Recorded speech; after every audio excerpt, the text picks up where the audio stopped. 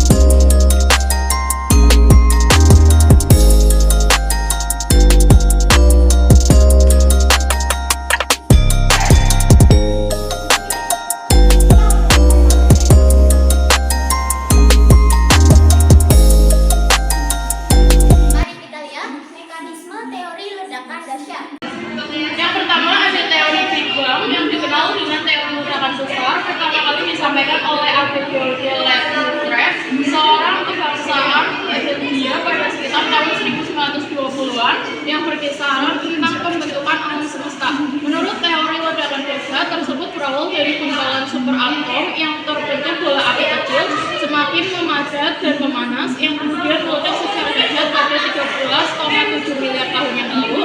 Hasil ledakan ini kemudian terlempar ke segala penjuru arah alam semesta menjadi bintang, planet, bumi kosmis, asteroid, dan partikel-partikel lainnya. Dalam kandungan ini, alam semesta dengan galaksi-galaksi di dalamnya tidaklah statis, akan tetapi sama dinamis dan terus berkembang. Semakin jauh galaksi dari bumi, semakin cepat proses pengembangannya. Mekanisme ini berjalan terus hingga mencapai bentuk alam semesta beserta galaksi-galaksinya yang saat ini.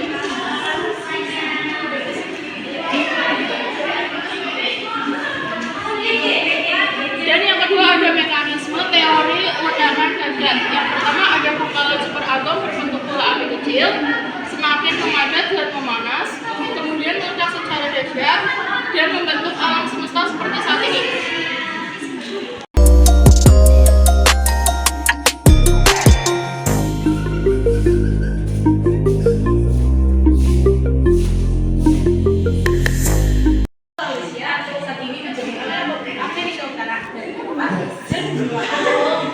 Pembentukan galaksi Bima Sakti. Pembentukan galaksi Bima Sakti setelah terjadinya ledakan besar, bintang-bintang purba berukuran masif segera berbentuk setelah melalui era kegelapan yang sangat panjang.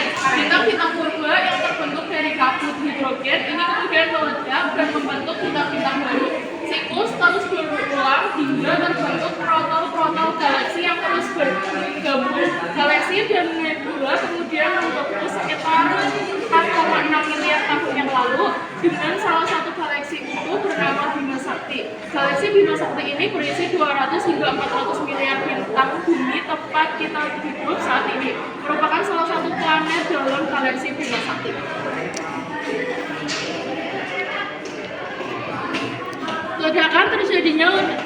Setelah terjadinya ledakan besar, bintang-bintang purba berukuran massive segera berbentuk setelah melewati era ke-8 yang sangat panjang.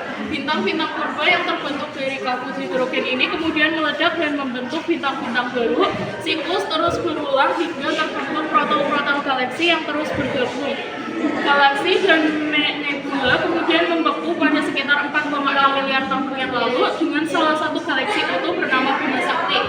Matahari, Merkurius, Venus, Bumi, Mars, Jupiter, Saturnus, Uranus, Neptunus. Bumi tempat kita hidup saat ini merupakan salah satu planet dalam galaksi Bima Sakti. Pembentukan global dunia.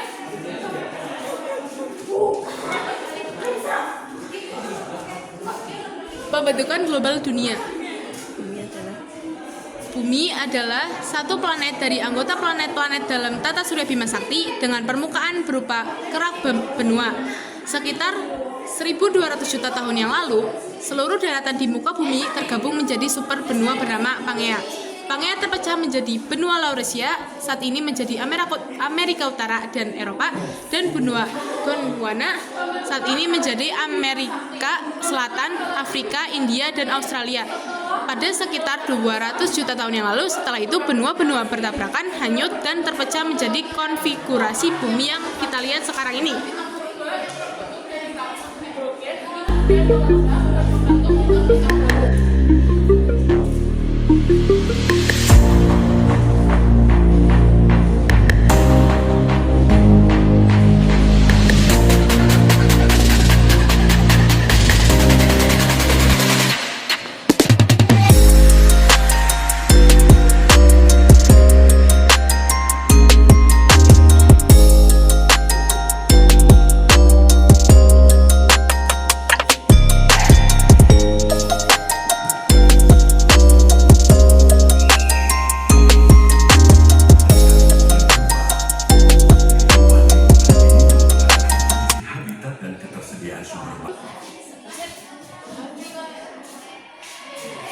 Jenis alat batu di Semedo.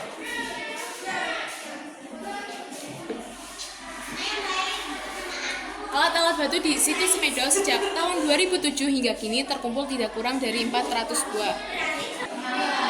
Alat batu kapak genggam atau hand axes. Alat batu masif yang memiliki bentuk runcing dengan pangkasan pada kedua muka. Pangkasan pada alat batu ini meliputi seluruh atau sebagian besar bidang permukaan sehingga menghasilkan bentuk yang simetris.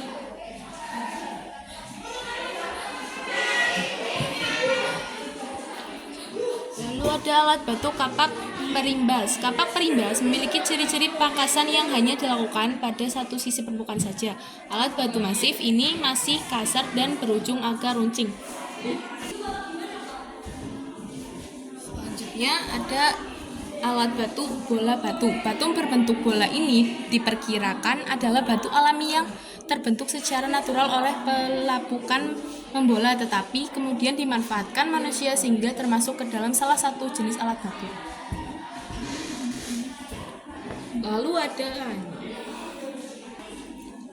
Lalu ada beliung setengah jadi, alat batu yang masih dalam proses pengerjaan sehingga belum bisa digunakan untuk kegiatan bercocok tanam maupun berburu. Alat batu beliung persegi. Beliung persegi adalah alat batu berbentuk persegi yang digunakan untuk kegiatan bercocok tanam oleh manusia pendukung masa itu.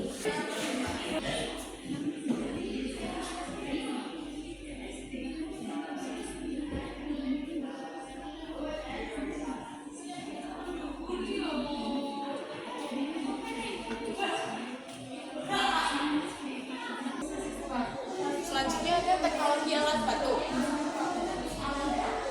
Teknologi alat batu, pembuatan alat batu merupakan teknologi paling tua di muka bumi ini yang muncul pertama kali pada 2,4 juta tahun silam. Teknik ini dikembangkan oleh Australopithecus, Homo habilis, dan Homo erectus melalui pembuatan alat paleolitik dengan teknik memangkas atau chopping dan menyerpi atau flaking. Selanjutnya pada era yang jauh lebih kemudian di kalangan Homo sapiens Austronesia, nenek moyang kita langsung sejak 4.000 tahun yang lalu.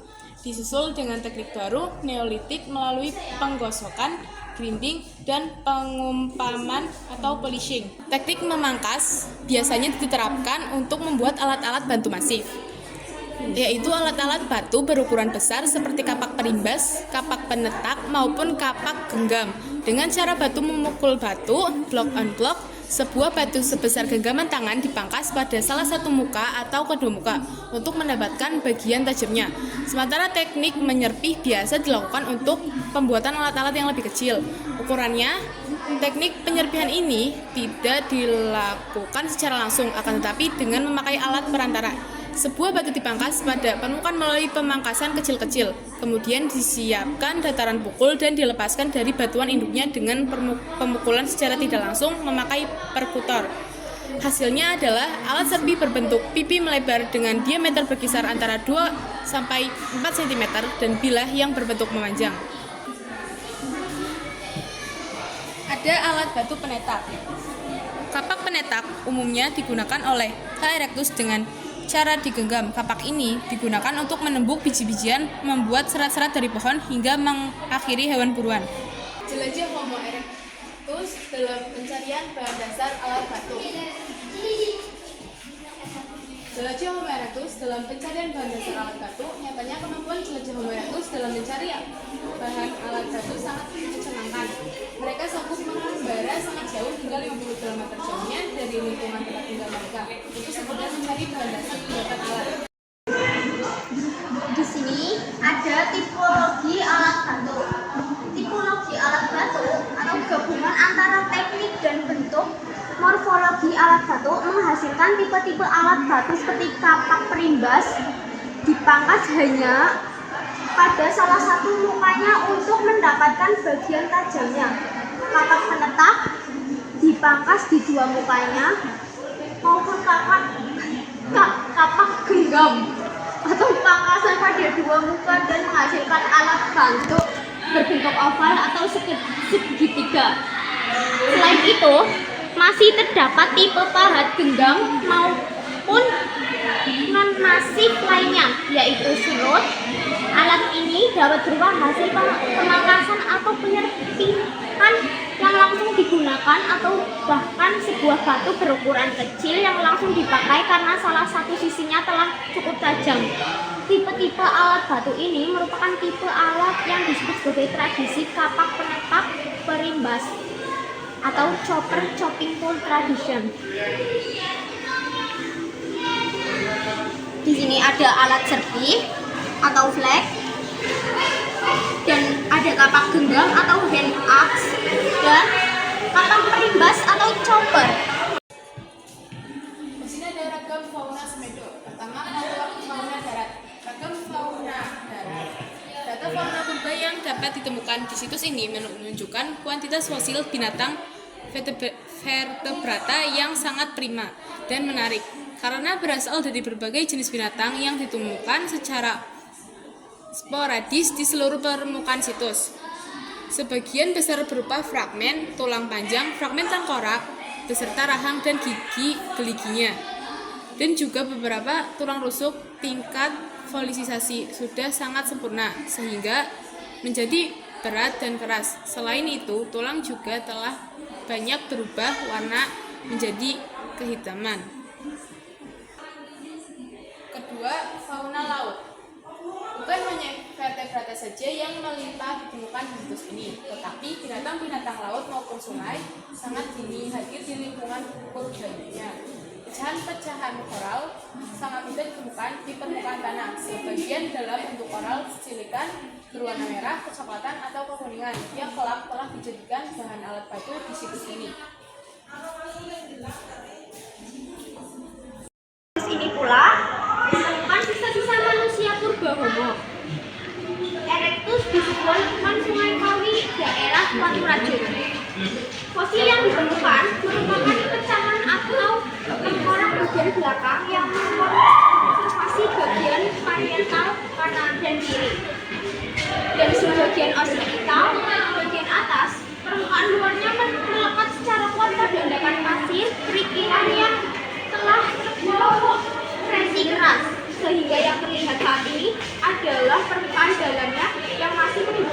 beberapa cekungan di bagian occipital yang berkaitan dengan cetakan otak pada lobe cerebral. Nanya isi nah.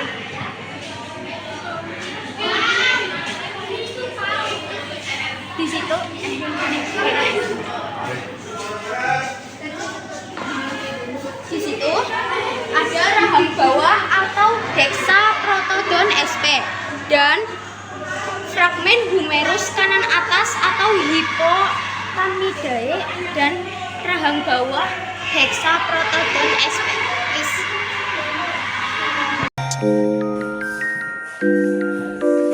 Kita cok.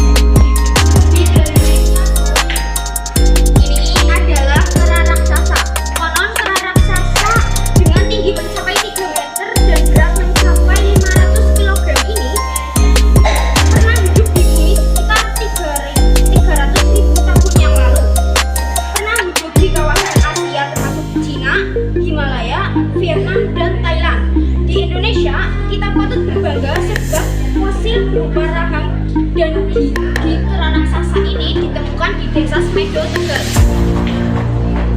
Sebagai mana hewan purba pada umumnya, Gigantopithecus lagi ini saya bikin berupa replika miniatur dengan karakter sebagai hewan yang tinggi besar dengan tubuh berbulu lebat, lincah, kekar dan kuat perkasa sebagai halogis agar hidup bisa beradaptasi di alam liar yang bersaing makanan dan penjagaan super ketat untuk bertahan keluarga dan otoritas teritori wilayah. Terima kasih. Yang terakhir ini ada Homo floresiensis. Homo floresiensis merupakan jenis hominid yang mendiami Pulau Flores. Homo floresiensis fisiologi endemis karena memiliki ukuran kecil dengan tinggi berkisar 106 cm dan berat 30 kg.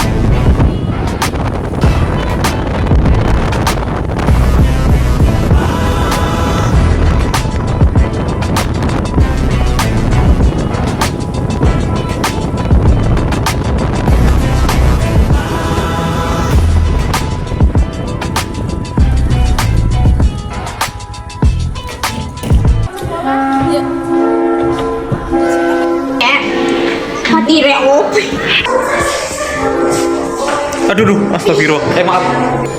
Mau keluar.